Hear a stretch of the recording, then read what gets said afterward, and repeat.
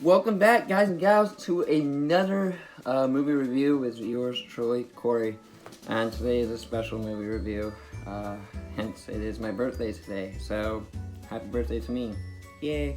But I wanted to get this movie review done on my birthday. And so the movie I want to talk about is a kind of depressing movie. But yet it's really beautifully well done and orchestrated through the story and the life of Arthur Flick. If you don't know who Arthur Flick is, his monogram or his alias is the Joker. So today's movie review is the new Joker movie, and that came out last year, I believe. It was announced that it won an Oscar for Best Actor. Joaquin Phoenix portrayed Arthur Flick, known as the Joker, in this dark, depressing, sad story about his life and how he became the Joker as we know it in the Batman franchise. Now, before we jump into this, there is some disturbing things that I'm going to talk about. There is some spoilers, but I guess most of you guys and gals have seen this movie, so I guess it's the norm. So first off, this movie, it really had no timeline in the beginning of where we left off with the Dark Knight franchise or where we left off on Suicide Squad. So this Joker has nothing to do with any of those timelines, but the only timeline it does have to mention is the birth of Gotham City becoming enraged and causing chaos throughout the city in a time of need. So it pushes you into the story of Arthur Flick, who is he suffers from a mental illness of different tics of laughing hysterically because of a medical condition. And it starts off with him, just working a normal routine job as a sign flipper, dressed as a clown. And through his run-in with, young teenagers, abusing him and, mugging him, his whole world starts to spiral down. You start to find out that he's suffering from PTSD, he's suffering from emotional distress disorder, he's suffering from a false reality where he believes in his head that everything is perfect, everything is great, but on the outside, he's breaking down. He wants to become a famous comedian. That is his passion. He wants to make people laugh and smile and have a good day. But deep down inside, he is dying. He has lost his own sense of morale due to his disability and his mental breakdown. So you start to see how his life is tormented and abused, and how people don't really understand him because he's so unique and different. He lives with his mom, his adopted mom, in a little apartment in Gotham City, where he takes care of her till the very end. And eventually, his psychosis mind just deteriorates over time with the fact that his mom supposedly had an affair with Thomas Wayne, and Thomas Wayne is the father of Bruce Wayne. And in a letter, you find out that Bruce Wayne and Arthur are actually brothers. But the story doesn't really play out that way, because in the movie, you find out that it's a big cover-up, and that his mom was delusional, abused, and just like her son, and that she had this delusional reality that, yeah, I'm part of this family. But so it's a mental breakdown. He has a bunch of people that he works with, and one of the days that he's working, one of his co-workers gives him a gun, and Arthur is not allowed to have a gun. He knows this because his therapist has told him, you're not stable enough to rationalize the responsibility of owning a weapon, and it's unhealthy of you to be around a weapon. But he's afraid of being picked on, he's afraid of being bullied, and he's afraid of, just the constant, abuse. And so one day on a subway, three Wall Street bankers who are drunk out of their fucking minds start harassing him and basically start to beat the shit out of him, and Arthur just snaps and shoots and kills all three of them with the gun. And so the whole world is in uproar because this clown imposter person killed three innocent people. For what reasons, we don't know. From this, Thomas Wayne makes a statement to all Gotham City that, all your lower class citizens and all these thugs are just clowns. And so he denounces his own citizens, telling them they're all clowns and they're never going to make anything of their lives. And yet he's running for mayor, which that's really not what you want to tell your citizens if you want to get the votes to become mayor. I don't know. It was kind of like, you knew it was going to happen. I mean, if you say something that's going to, dwindle your citizens, you're not going to get mayor. Anyway, so Arthur, goes about his day, knowing that he's killed three people. And he doesn't feel remorse, but he feels satisfied, because he felt safe. He protected himself. Well, as the story progresses, there's uproar. There's a uproar between the citizens and Gotham, and how crime rate is increasing. Jobs are slim. They're cutting back. There's not a lot of funds to go around. It's getting bad. And so during this, Arthur and his mom watch a TV show, weekly night. It's a Saturday night comedy talk TV show, Maury. And it's they notice him. They notice Arthur at a bar, and they start making jokes, on his video. And as a political joke stance, they invite him onto the show.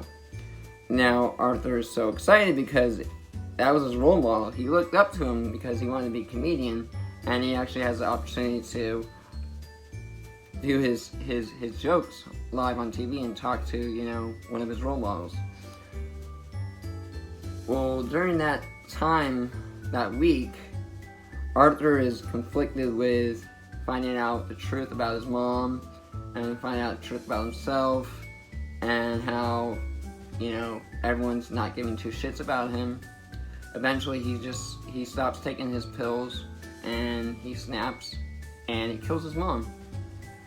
And he tells his mom, you know, life's just a joke and I'm always the punchline. And, you know, his notebook has a lot of disturbing things, but after he kills his mom, he goes off and he kills the person that gave him the gun, his coworker.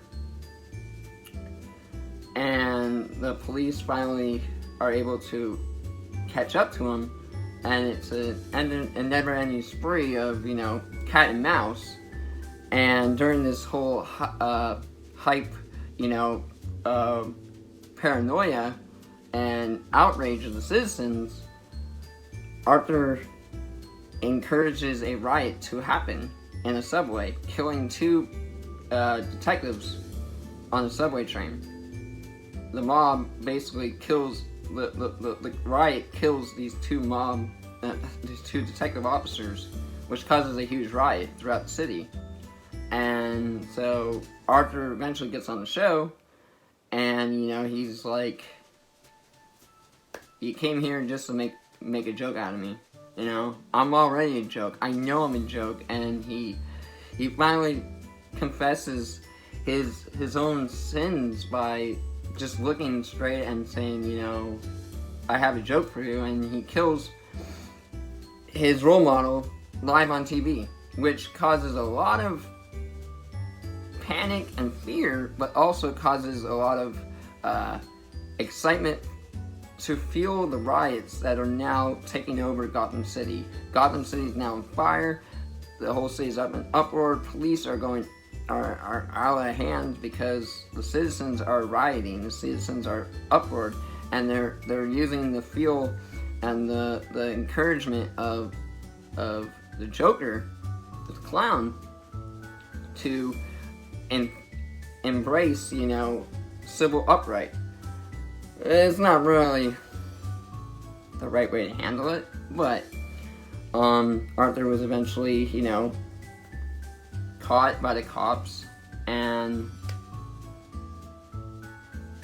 during this whole riot, he gets away, and he ends up being freed by, you know, thugs on the streets, and they look at him as a fucking hero. And eventually he ends up, you know, behind bars in an insane asylum where he just loves to kill. And it leaves you with the notion that this is how the Joker has become.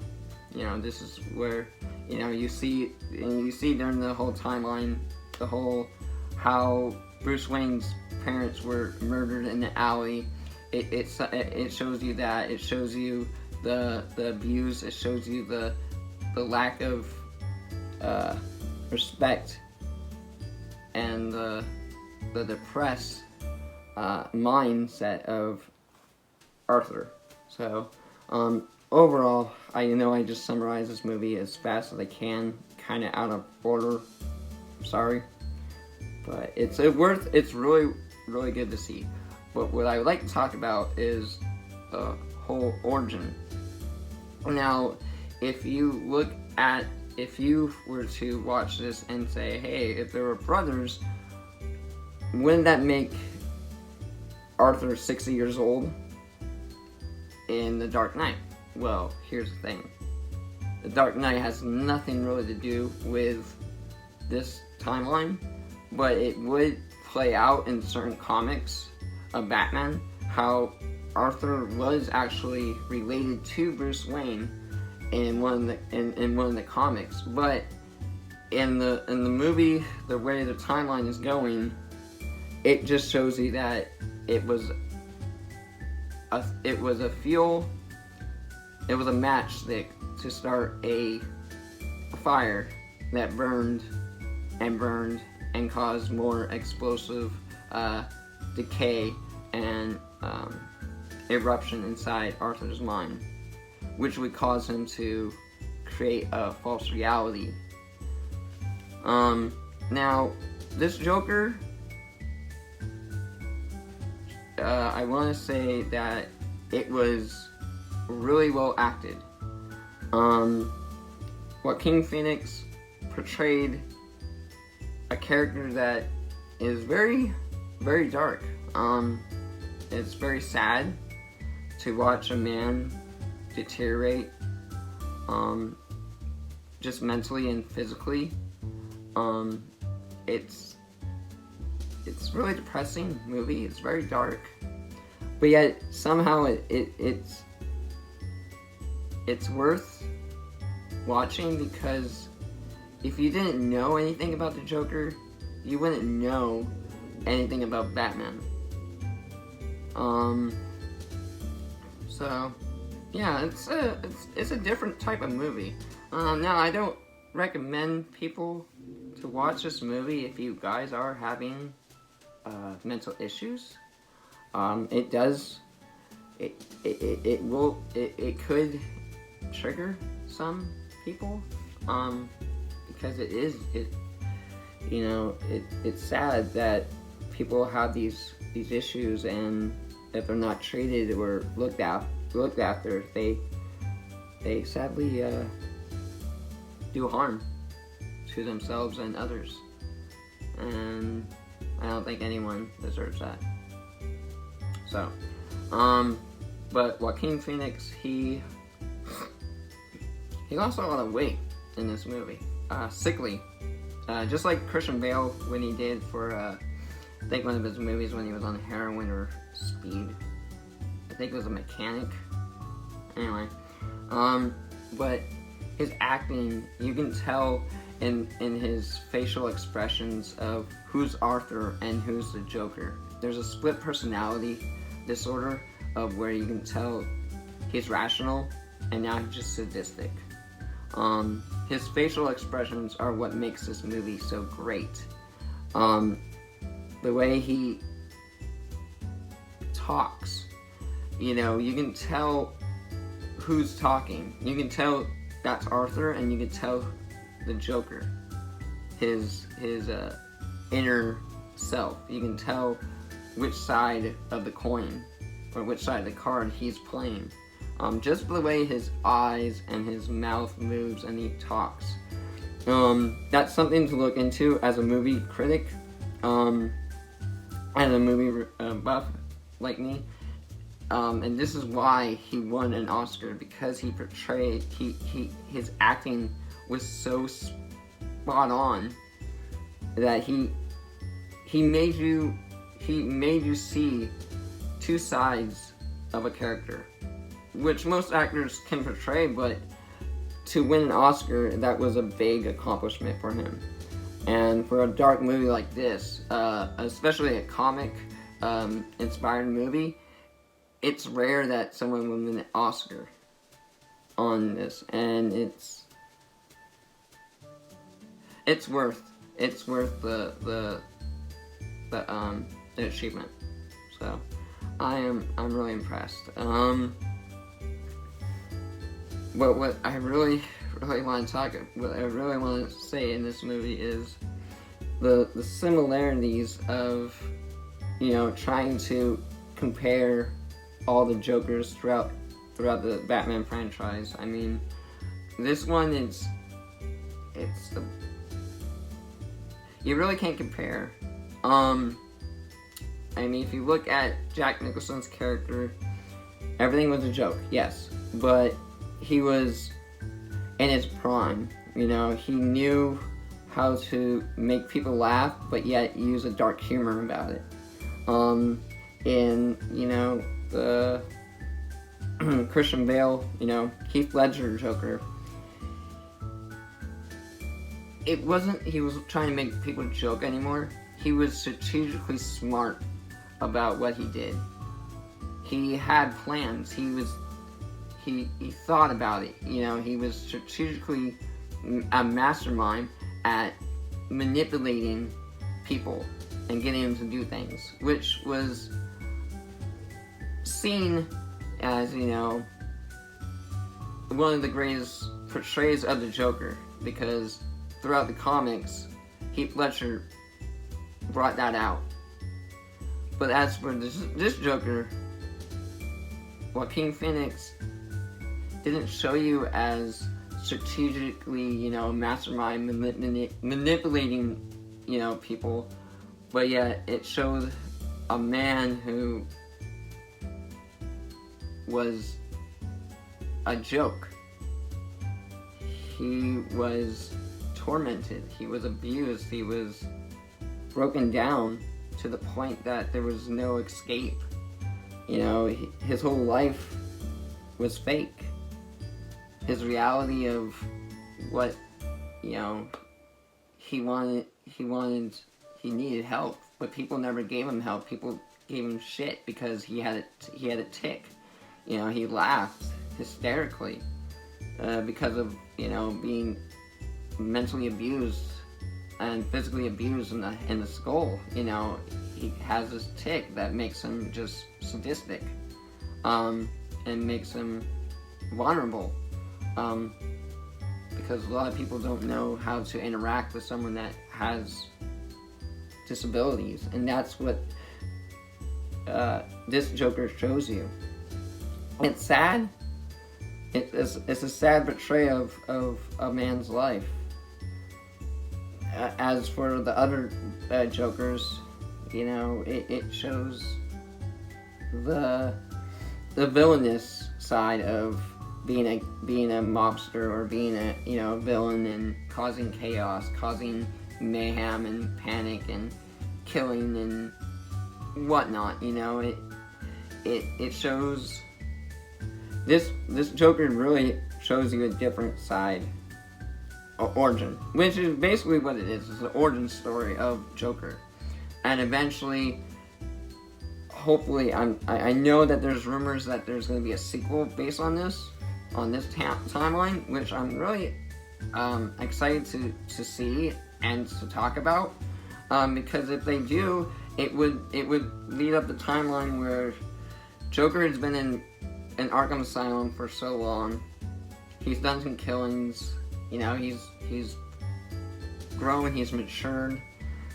He's gotten more insane over time. Will the timeline lead up to him actually meeting up with Harley Quinn or Dr. Quinn? Will it meet up with Batman, as now, Bruce Wayne is old enough? Who knows? I don't know. I'm really excited. I'm a huge fan of the Batman franchise and the series. But as for this movie, it's worth checking out, but yet I have mixed feelings on it, because I thought it was going to be I thought that it was going to match up with timelines, which it didn't. So that's what kind of threw me off. What I like about it is it was an origin film on depicting the actual life of the Joker, which was Arthur Fleck. So, yeah. I know. I'm ranting and raving. So, Easter eggs. There are a lot of Easter eggs with the Joker.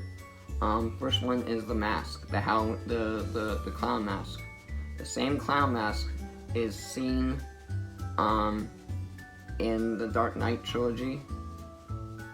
The makeup is actually seen in the very first, I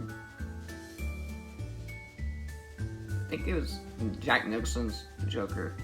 you actually see the same makeup technique being used. And the third thing is the smile. The smile. You know, the scars from Heath Ledger, that was one thing, but the smile, the sadistic grin, that's what really enlightens and fuels the whole franchise of the Joker in the Batman trilogy, is the smile. The way he just wants everyone to smile. You know, he wants... And so I like that Easter egg, how it showed you how the smile became the smile you see today. Unlike Jared Leto, don't get me wrong, I like Jared Leto as a singer and as an actor in some of his roles, but the smile, he never really smiles. He has a tattoo, which it kills the meaning of natural smile. Anyway, I do like how they tied in with the Easter egg of the alley scene of how Bruce Wayne's parents were murdered.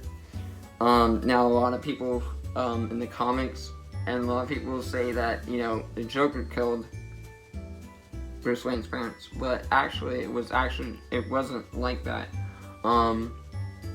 In certain comics, it says that the Joker killed Bruce Wayne's parents, but then in other comics and other film adaptations, it shows that it was just a mugging of a random citizen.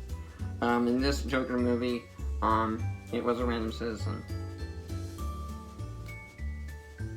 But I think that random citizen was all aboard with aiding the Joker, with aiding Arthur Fleck throughout the whole entire movie, because he shows up. He shows up 3 times in the movie. The first time is when Arthur kills the three Wall Street bankers. You can see him wearing the same mask in a taxi cab. The same man. And then in the second scene, you see him when the mob in the subway. You can see that he has been following his life. So I don't know if there's a secret person that was following Arthur the whole time. And then the third scene is, the second scene is the subway, and then the third scene is when Arthur is being taken to the police headquarters, and he smashes into the police truck, and he takes Arthur out of the back of the police car, and you see him, and he's the one to take care of him. And then there's actually 4 scenes, and then you see him go through the same alley, the alleyway through the theater, and kill Bruce Wayne's parents. So there's 4 times you see the same character. Now I'm just throwing it out there. That's what I saw, and I'm trying to depict what I'm trying to determine as this person is probably someone that inspires to be like the Joker, or wants to team up with the Joker, and believes in Arthur and looks out for Arthur. So there's gotta be there's a mysterious person that I noticed in this movie. I have not noticed that in any other Batman franchise movies, but this one there's something to look into, and that's what I found.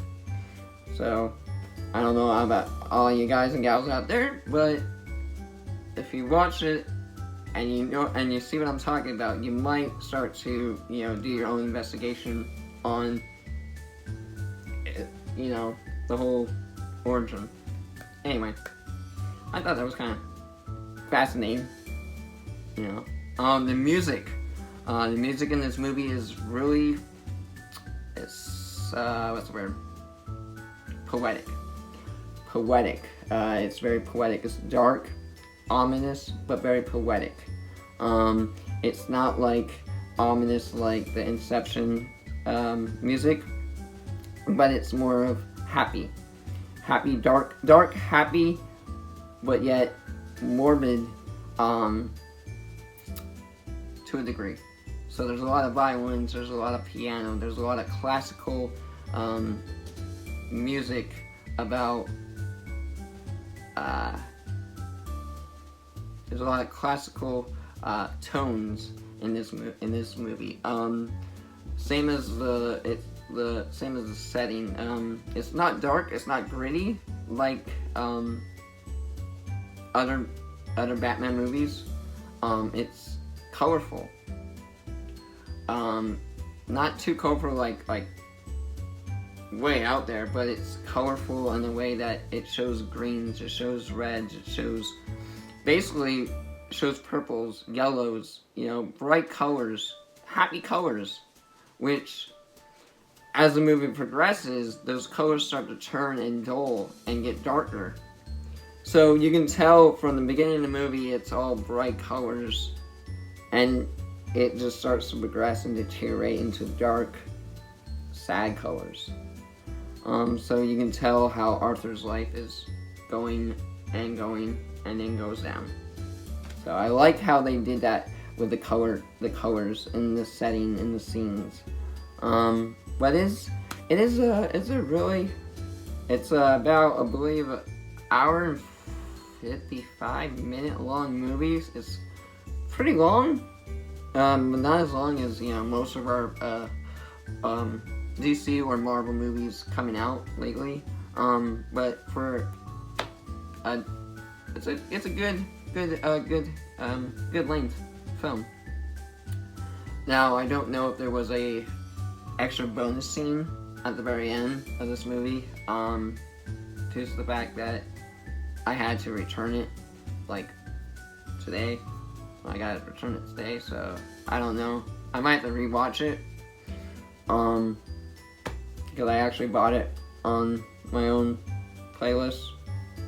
So I might have to rewatch it to see if there is actual behind the scene footage. But other than that, it's a Joker. Oh. Yeah. I know this review sounds real like shit, but bear with me. Did my best.